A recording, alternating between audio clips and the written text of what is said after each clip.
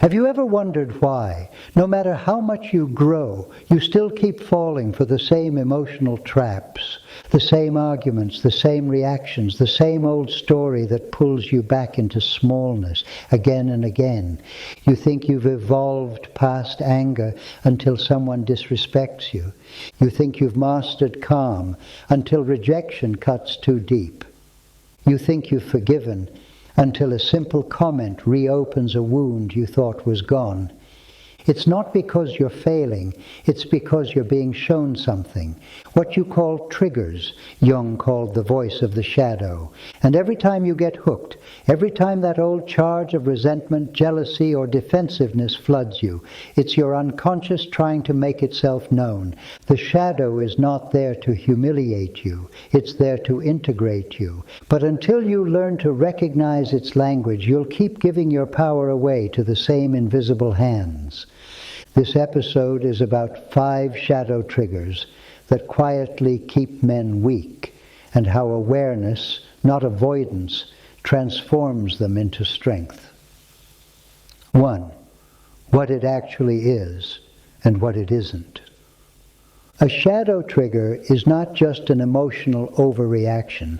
It's a moment when a repressed part of you, an unlived truth, rises to the surface faster than your conscious mind can control. It's not the other person who triggers you. They only touch the wound. The wound itself belongs to you. Most men confuse shadow triggers with flaws.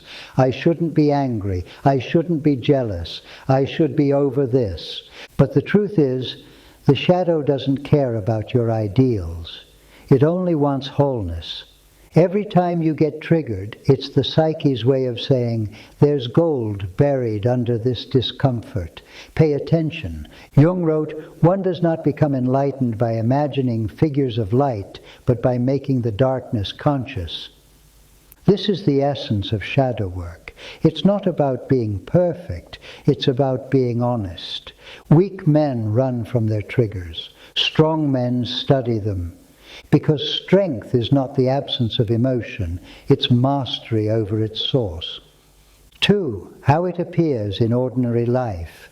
Let's bring it down to reality. You're at work, and your boss criticizes you in front of others. You freeze, smile, say, no problem. But inside, something burns. Not just irritation, but humiliation. It's the same feeling you had as a boy when someone made you feel small. You're in a relationship, and your partner withdraws emotionally. You tell yourself you're fine, that you're strong, independent. But hours later, you're restless, angry, checking your phone. That's not about this moment. That's about the old wound of being unseen. You scroll social media and see another man succeeding where you haven't. Instantly, envy. Not because you hate him, but because your own unlived potential aches. Triggers expose repetition. The same emotions returning in different costumes. There are 5 patterns most men face. Disrespect, when your authority feels undermined. Rejection, when connection is withdrawn. Comparison, when someone's success mirrors your insecurity. Helplessness, when life reminds you you're not in control. Failure, when your image of perfection cracks. Each of these moments is not random. They are psychological keys. The problem is not the emotion, it's what you do with it. If you suppress it, it festers. If you project it, it poisons. But if you meet it, really meet it, it transforms. No shame, only curiosity, because what's triggered is what's trying to return home. 3. Origins and the boy who stayed. Every shadow trigger begins with a boyhood contract, an unspoken rule you learned early in life about what you must never show if you want to be loved. Maybe your father mocked your tears, so you learned to numb your sadness. Maybe your mother withdrew affection when you showed anger, so you buried your fire. Maybe you learned that being confident made others jealous, so you dimmed your light. In each case, a part of your authentic nature went underground. The boy learned to adapt, to be agreeable, to avoid rejection, to perform stability. But the man you became carries that exile within him. And the shadow? It's the archive of everything you once were told was too much or not enough. When life triggers you, it's usually the boy reacting, not the man. He's still there, deep inside, trying to protect you with the same strategies that once kept you safe. But here's the paradox. What once kept you safe as a boy keeps you small as a man. The boy's silence becomes the man's disconnection. The boy's people-pleasing becomes the man's exhaustion. The boy's fear of confrontation becomes the man's loss of self-respect. You can't outgrow what you haven't outlived. You must meet that boy again, not to shame him, but to thank him, to let him rest, and to take his place as the adult who can now carry both strength and vulnerability. 4. Contact without collapse. When a trigger hits, the weak man collapses or attacks. The strong man breathes. Contact without collapse means recognizing what's happening inside you, the rush of heat, the tightening chest, the spinning mind, and naming it. This reaction is older than this moment. It's not about analyzing it intellectually. It's about witnessing it with awareness. You might feel that if you truly face your anger, you'll explode. Or if you touch your sadness, you'll drown. But that's an illusion created by years of avoidance. The emotion itself is never infinite. Only your resistance to it is.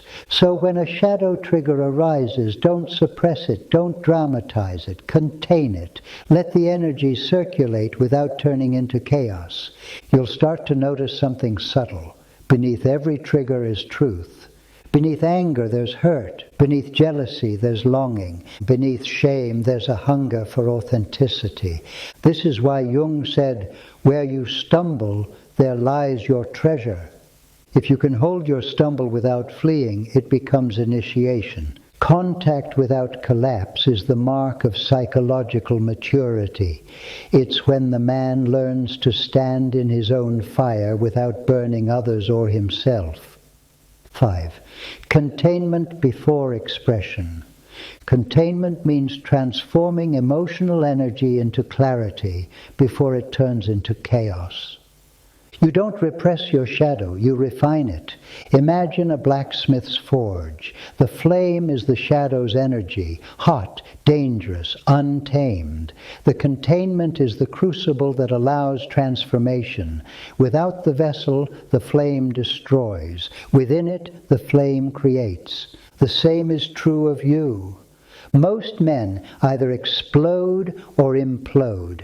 They lash out or shut down. Both are escapes. Containment is the middle way. It's holding the tension long enough for insight to appear. You begin to sense, this anger isn't just about her tone. It's about my old fear of being dismissed.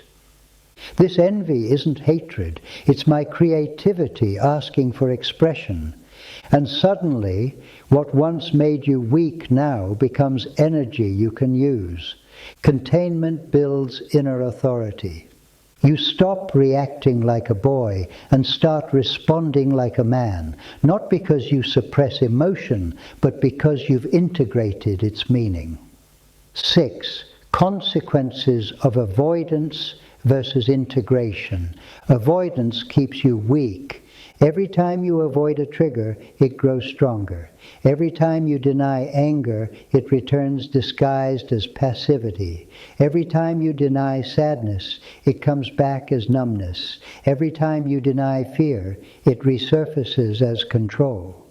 Avoidance builds the false persona, the man who looks composed but feels hollow, the man who smiles while something inside him starves. Integration, however, builds depth.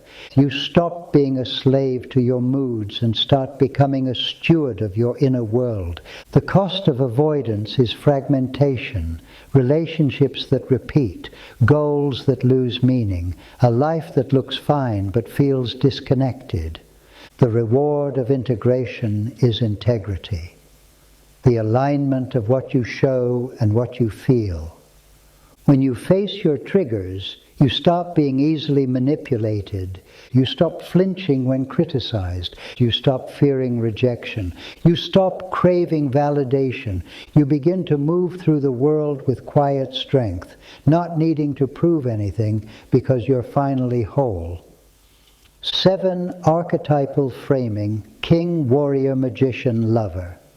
Each archetype offers a path through shadow triggers. The king learns composure. He doesn't let others' chaos dictate his own energy. His strength is steadiness. The warrior learns precision. He channels emotion into purpose, not revenge. The magician learns perspective. He studies his shadow, decodes it, and transforms it into wisdom. The lover learns openness. He allows vulnerability without drowning in it. These 4 together form the mature masculine structure Jung envisioned. A man capable of holding his darkness without being ruled by it. In each trigger, one of these archetypes can come online. The king brings order to emotional storms. The warrior protects boundaries. The magician extracts insight. The lover reconnects you to empathy and meaning. When these energies harmonize, your triggers no longer weaken you, they temper you. Like steel forged in heat, you become stronger, not despite the shadow, but because of it. 8. Responsibility and witness. No man integrates alone. Solitude is essential, but isolation is poison. Find those few who can hold space for your darkness without flinching. Men who don't try to fix you or compete with you, but who can simply witness you. Because accountability without judgment is alchemy. This brotherhood doesn't have to be formal. Sometimes it's one conversation, one honest friend, one moment of shared silence where you both recognize the same fire. And when you stand in that fire long enough, you realize something profound. Your shadow never wanted to destroy you. It wanted to complete you. So when the next trigger comes, and it will, pause. Breathe. Remember, this reaction is older than this moment, and beneath it lies gold. Closing benediction. Weakness isn't in your shadow, it's in your refusal to meet it. You were never meant to be untouchable. You were meant to be whole, capable of feeling deeply without losing your spine. The man who can face his triggers without flinching, who can hold both light and darkness in his hands without dropping either, that is strength. Your triggers are not interruptions to your growth. They are your growth. Be that man, not perfectly, reliably. Begin.